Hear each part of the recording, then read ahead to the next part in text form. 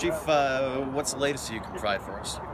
Well, this evening we're here. There's 29 Calgary firefighters on their way up to Fort McMurray, where they'll be leaving shortly and on the ground at 8 o'clock in the morning. We're shipping some trucks with them, and for the technically minded, we're sending 3 of our engines, a Quint, which is a kind of combination engine aerial or ladder truck, a rescue truck. We're sending a couple of district chiefs, a deputy chief, and some mechanics with a vehicle servicing truck. So a pretty self-contained firefighting unit. Chief, could have a big impact. Chief, this has been a couple of days in the waiting, and as you just told me earlier, you guys finally got the ask. You must have some guys real antsy at the bit. Just a sec. Plane.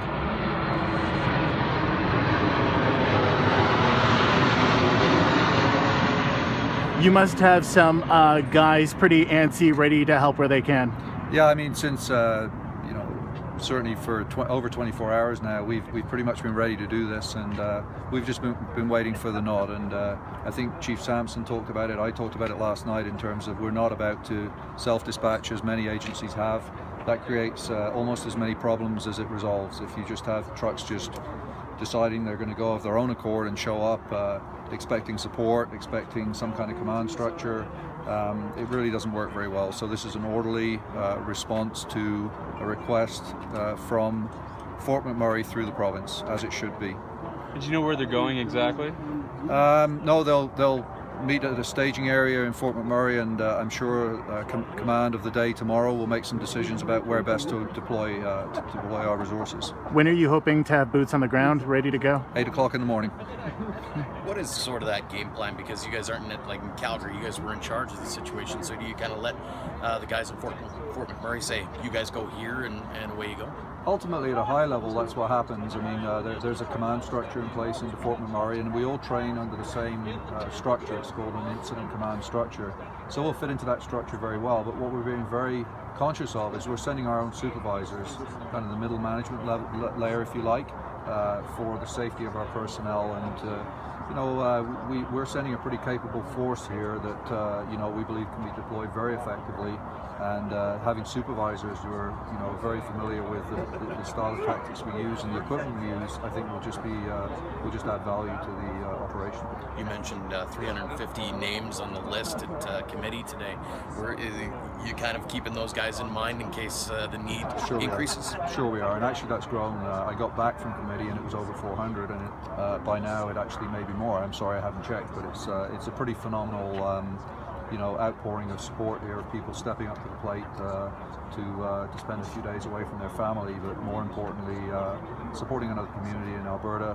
I think the Premier said it today. In Alberta, it's just we take care of each other. We'll come to each other's aid, and this is just another great example of that. And we're really proud to be part of that. And I think you'll find every citizen in Calgary, I know they're proud of their fire department. They'll be particularly proud tonight that we're taking up this challenge and sending people to help a community that's really in need. How long of it? How long? You want to wait a minute? Sure. Just helping you there. He's caught on to this.